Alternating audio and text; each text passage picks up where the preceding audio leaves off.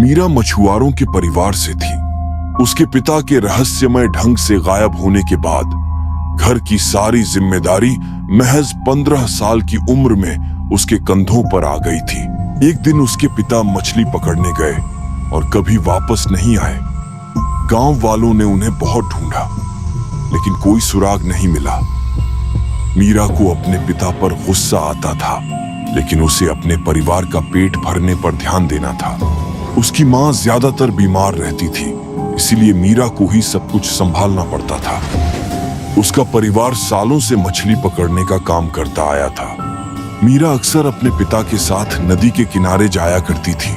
उसके पिता उसे नदी और मछलियों के बारे में कई कहानियां सुनाया करते थे। उसके पिता कहते थे, जो कुछ भी हम सोचते हैं या याद करते हैं, नदी भी हमें वही दिखाती है। मीरा को ये बात समझ नहीं आती थी, लेकिन वह इन कहानियों को सुनकर खुश हो जाती थी। और जिस दिन मीरा ने अपने पिता को खोया, उसके दूसरे दिन ही मीरा को काम पर जाना पड़ा। जब मीरा अकेले मछली पकड़ने जाने लगी, तो गांव के दूसरे मछुआरों ने उसे बड़ी नदी में मछली पकड़ने से रोक दिया। मीरा को अपना घर चलाने के लिए एक और नदी ढूंढनी पड़ी। गांव के दो हिस्से थे, एक तरफ सभी घर और बड़ी नदी, और दूसरी तरफ घना जंगल। जंगल इतना घना था कि कोई वहां नहीं जाता था, लेकिन कहा जाता था कि जंगल के बीच में एक नदी है। मीरा ने वहां जाने का फैसला किया। मीरा ने अपना सामान लिया और जंगल की ओर निकल पड़ी। जंगल के अंदर का माहौल बहुत डरावना था।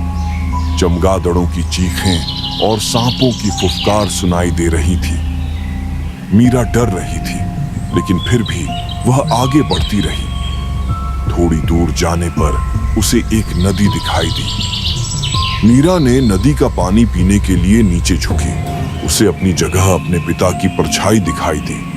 मीरा दूर हटकर तेज से चिल्लाई, बाबा!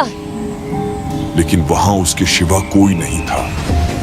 उसने सोचा कि ये उसका वहम है और मछली पकड़ने के लिए जाल बिछाने लगी।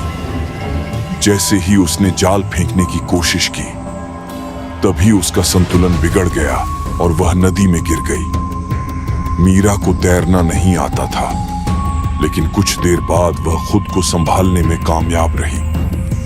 जैसे ही वह नदी से बाहर निकलने लगी, उसे लगा कि किसी ने उसके पैर पकड़ लिए हैं और उसे नदी के अंदर खींच रहा है।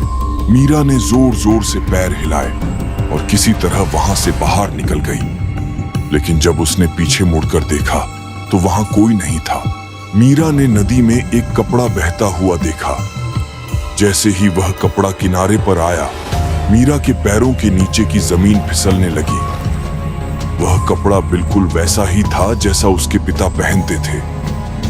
मीरा समझ नहीं पा रही थी कि उसके पिता का कपड़ा नदी में कैसे आया।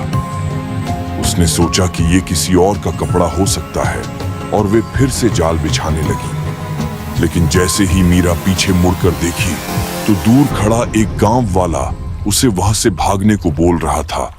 लेकिन वो काफी दूर होने के नाते मीरा को कुछ सुनाई नहीं देता है। लेकिन मीरा समझ गई थी कि कुछ तो बुरा होने वाला है। मीरा ने सब कुछ वहीं छोड़ दिया और वहां से भागने का फैसला किया। लेकिन मीरा के पास इतने पैसे नहीं थे कि वो एक नया जाल ले सके, और मीरा ने अपना जाल वापस लेने के लिए नदी के पास फिर से जाने का फैसला किया। जैसे ही उसने जाल को छुआ, उसमें अजीब सी हलचल हुई। मीरा ने सोचा कि शायद मछलियां फंस गई हैं, और मीरा ने तेजी से जाल को खींच लिया, और उसने जो उसे देखकर उसके होश ही उड़ गए। जाल में और कोई नहीं बल्कि उसके पिताजी थे। उसे देखकर मीरा जोर जोर से रोने लगी। ये क्या हो गया बाबा? ये क्या हो गया? तभी उसे लगा कि कोई उसके पीछे से गुजर रहा है। मीरा ने महसूस किया कि कोई बुरी शक्ति उसके आसपास मंडरा रही है। उसने अपने पिता के शव को नदी से बाहर निकालने की कोशिश की। जब शव पूरी तरह बाहर आया, तो वह मीरा का ही शव था, जिसका आधा हिस्सा कटा हुआ था। तभी नदी से एक डरावनी औरत बाहर आई। और हवा में तैरने लगी और वो मीरा की ओर देखकर मुस्कुराने लगी और नदी का पानी धीरे धीरे नीले से लाल हो गया। मीरा चिल्लाई और बिना पीछे मुड़े वहां से भाग गई। उस दिन के बाद मीरा कभी उस जंगल में नहीं गई। किसी ने उसकी बात पर यकीन नहीं किया, लेकिन मीरा को यकीन था कि उसके पिता भी उसी जगह मछली पकड़ने गए होंगे और उस दरियाई चुड़ैल का शिकार हुए होंगे। मीरा को इस सदमे से उभरने में बहुत समय लगा।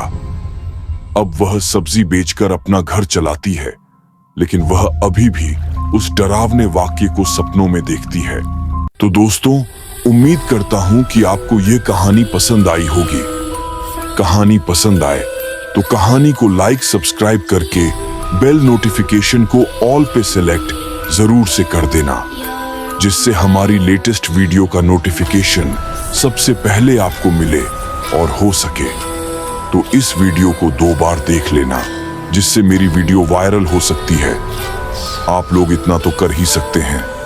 चलिए मिलते हैं दूसरी वीडियो में। और आपके साथ कोई एक्सीडेंट हुआ है तो आप लोग मुझे इंस्टाग्राम पर बता सकते हो।